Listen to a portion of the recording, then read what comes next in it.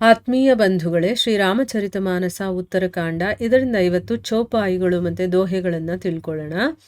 ಆಜು ಧನ್ಯ ಮೈ ಧನ್ಯ ಅತಿ ಜದ್ಯಪಿ ಸಬ ವಿಧಿ ಹೀನ್, ನಿಜ ಜನ ಜಾನಿ ರಾಮ ಮೋಹಿ ಸಂತ ಸಮಾಗಮ ದೀನ್, ನಾಥ್ ಜಥಾಮತಿ ಭಾಷೆವು ರಾಖೆವು ನಹಿ ಕछु ಗೋಯಿ, ಚರಿತ ಸಿಂಧು ರಘುನಾಯಕ थाह की पावई कोई, सुमिरि राम के गुण गन नाना, पुनि पुनि हर्ष भुसुंडी सुजाना, महिमा निगम नेति करि गाई, अतुलित बल प्रताप प्रभुताई, शिव अज पूज्य चरण रघुराई, मो पर कृपा परम मृदुलाई, अस सुभावु कहु सुनवु न देखऊं, केहि खगेश रघुपति सम लेखऊं, साधक सिद्ध विमुक्त उदासी, कवि कोविद कृतज्ञ सन्यासी, जोगी सूर सुतापस ज्ञानी, धर्म निरत पंडित विज्ञानी, तरहि न बिनु सेये मम स्वामी, राम नमामि नमामि नमामि, शरण गए मो से अघरासी, हो ही शुद्ध नमामि अविनाशी. ಇವು ಚೌಪಾಯಿಗಳು ಮತ್ತು ದೋಹೆಗಳು. ಈಗ ಇದರ ಅರ್ಥವನ್ನು ತಿಳ್ಕೊಳ್ಳೋದಕ್ಕೆ ಪ್ರಯತ್ನ ಮಾಡೋಣ. ತುಳಸಿದಾಸರು ಕಾಕಭೂಷುಂಡಿಯವರು ಖಗರಾಜನಿಗೆ ಏನು ಹೇಳ್ತಾ ಇದ್ದಾರೋ ಅದರ ಬಗ್ಗೆ ಹೇಳ್ತಾರೆ, ಈ ಸತ್ಸಂಗ ಅನ್ನೋದು ಪ್ರಪಂಚದಲ್ಲಿ ಒಂದು ಗಳಿಗೆ ಅಥವಾ ಒಂದು ಕ್ಷಣವಾದರೂ ಸಿಗೋದಿದೆಯಲ್ಲ, ಇದು ದುರ್ಲಭ, ಯಾರಿಗೂ ಸಿಗದೇ ಇರುವಂಥದ್ದು. ಅಂಥದ್ದು ನಮಗೇನಾದರೂ ಸಿಕ್ಕಿದೆ ಅಂತಂದರೆ ನಾವು ನಿಜವಾಗ್ಲೂ ಆ ಭಗವಂತನ ಕೃಪೆಗೆ ಪಾತ್ರರಾಗಿದ್ದೀವಿ ಅಂತಲೇ ತಿಳ್ಕೋಬೇಕು ಅಂತ ಹೇಳಿ ಕಾಕಭೂಷುಂಡಿಯವರು ಹೇಳ್ತಾರೆ, ನಾನು ಶ್ರೀರಾಮನನ್ನು ಭಜಿಸೋದಕ್ಕೆ ನಿಜವಾಗ್ಲೂ ಅರ್ಹನಾಗಿದ್ದೀನ? ನೀವೇ ಹೇಳಿ.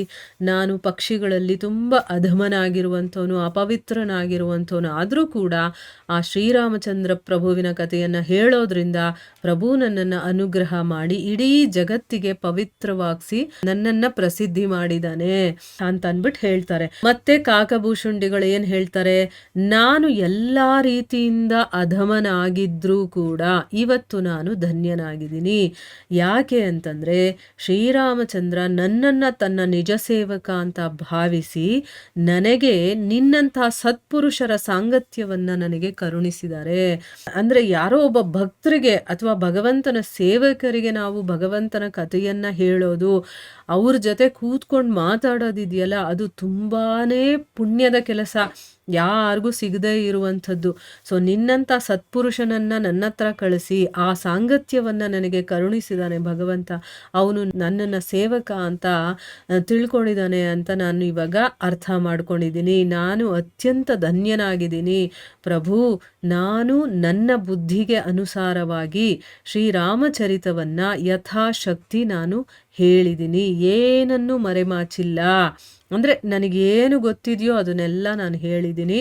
ಆದರೂ ಶ್ರೀ ರಘುವೀರನ ಚರಿತ್ರೆ ಅನ್ನೋದು ಒಂದು ಸಮುದ್ರದ ಹಾಗೆ, ಅದರ ಆಳವನ್ನು ಯಾರೂ ಮುಟ್ಟೋದಕ್ಕಾಗೋದಿಲ್ಲ. ನಮ್ಮ ಬುದ್ಧಿಮಟ್ಟ ಎಷ್ಟಿದೆಯೋ ಅಷ್ಟು ಮಾತ್ರ ನಾವು ಹೇಳೋದಕ್ಕೆ ಸಾಧ್ಯನೇ ಹೊರತು ಅದರ ಆಳಕ್ಕೆ ಯಾರೂ ಹೋಗೋದಕ್ಕೆ ಸಾಧ್ಯ ಇಲ್ಲ.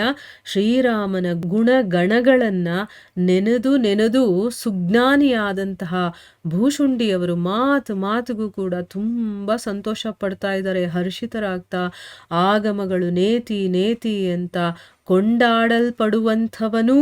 ಆಮೇಲೆ ಅಂದರೆ ಏನು, ಈಗ ವೇದಗಳೆಲ್ಲ ನೇತಿ ಅಂತ ಹೇಳ್ತಾ ಇರುತ್ತೆ, ಆ ರೀತಿ ಕೊಂಡಾಡಲ್ಪಡುವಂಥವನು. ಆಮೇಲೆ ಅತುಲನೀಯ ಬಲಪ್ರತಾಪ, ಅವನಿಗೆ ಸರಿಸಮಾನವಾಗಿ ಯಾರೂ ಇಲ್ಲ, ಅವನೇ ಅತುಲನೀಯ, ಅಂದರೆ ಯಾರಿಗೂ ಸಮ ಅಲ್ಲ, ಯಾರ ತುಲನೆಗೂ ಬರದೇ ಇರುವಂಥವನು ಅಂತ. ಆಮೇಲೆ ಪ್ರಭುತ್ವ ಉಳ್ಳವನು, ಪ್ರಭುತ್ವ ಇರುವಂಥವನು, ಹರವಿರಿಂಚಿಗಳಿಂದ ಪೂಜಿತನಾಗಿರುವಂಥವನೂ ಆದ ರಘುನಾಥನು ನನ್ನ ಮೇಲೆ ಕೃಪೆ ಮಾಡಿದ್ದಾನೆ. ಅಂದರೆ ಶಿವ ಮತ್ತು ಬ್ರಹ್ಮರಿಂದ ಪೂಜಿತನಾಗುವಂಥವನವನು. ಅಂಥ ರಘುನಾಥ ನನ್ನ ಮೇಲೆ ಕೃಪೆ ಮಾಡಿದ್ದಾನೆ. ಅವನ ಪರಮ ಕೋಮಲತೆ ಆಗಿದೆ. ಅಂದರೆ ಅವನು ಕೃಪೆ ಮಾಡಿರೋದು ಅವನ ಹೃದಯ ಎಷ್ಟು ಕೋಮಲವಾಗಿದೆ ಅನ್ನೋದನ್ನು ತೋರಿಸುತ್ತೆ. ಇಂತಹ ಉದಾತ್ತ ಸ್ವಭಾವ ಶೋಭಿತ ಎಲ್ಲೂ ಕೂಡ ನಾನು ಕೇಳಲಿಲ್ಲ, ನೋಡಲಿಲ್ಲ. ಅಂದರೆ ಈ ರೀತಿಯ ಒಂದು ಉದಾತ್ತವಾದಂತಹ ಸ್ವಭಾವ ಇರುವಂಥವ್ರನ್ನ ನಾನು ಎಲ್ಲೂ ಕೇಳೂ ಇಲ್ಲ, ನೋಡೂ ಇಲ್ಲ. ಅದಕ್ಕೋಸ್ಕರನೇ ಪಕ್ಷಿರಾಜ ಗರುಡ ಶ್ರೀ ರಘುನಾಥನಂತಹ ಪ್ರಭುವನ್ನ ಹೇಗೆ ಊಹಿಸ್ಕೊಳ್ಳೋದಕ್ಕೆ ಸಾಧ್ಯ? ಸಾಧಕರು, ಸಿದ್ಧರು, ಜೀವನ್ಮುಕ್ತರು, ವಿರಕ್ತರು, ಕವಿಗಳು, ವಿದ್ವಾಂಸರು, ಕರ್ಮರಹಸ್ಯ ಮರ್ಮಜ್ಞರು, ಸನ್ಯಾಸಿಗಳು, ಯೋಗಿಗಳು, ಶೂರರು, ವೀರರು, ತಪಸ್ವಿಗಳು, ಧರ್ಮ ತತ್ಪರರು, ಪಂಡಿತರು, ತತ್ವಜ್ಞಾನಿಗಳು ಮೊದಲಾದ ಯಾರೇ ಆಗಿರಲಿ ನನ್ನ ಒಡೆಯನಾದಂತಹ ಶ್ರೀರಾಮನನ್ನ ಭಜಿಸದೆ ಭವವನ್ನು ದಾಟೋದಕ್ಕೆ ಸಾಧ್ಯನೇ ಇಲ್ಲ. ನಾನು ಅಂತಹ ಶ್ರೀರಾಮನಿಗೆ ಮತ್ತೆ ಮತ್ತೆ ನಮಸ್ಕರಿಸ್ತೀನಿ. ನನ್ನಂತಹ ಪಾಪಾತ್ಮರಾಗಿದ್ರೂ ಕೂಡ ಅವನಿಗೆ ಶರಣು ಹೋದರೆ ಪುಣ್ಯಾತ್ಮರಾಗ್ತಾರೆ. ಅಂತಹ ಶ್ರೀರಾಮಚಂದ್ರನಿಗೆ ನಾನು ವಂದನೆ ಮಾಡ್ಕೊಳ್ತೀನಿ ಅಂತ ಅಂದ್ಬಿಟ್ಟು ಇಲ್ಲಿ ಕಾಕಭೂಷುಂಡಿ ಅವರು ಗರುಡನಿಗೆ ಹೇಳ್ತಾ ಇದ್ದಾರೆ.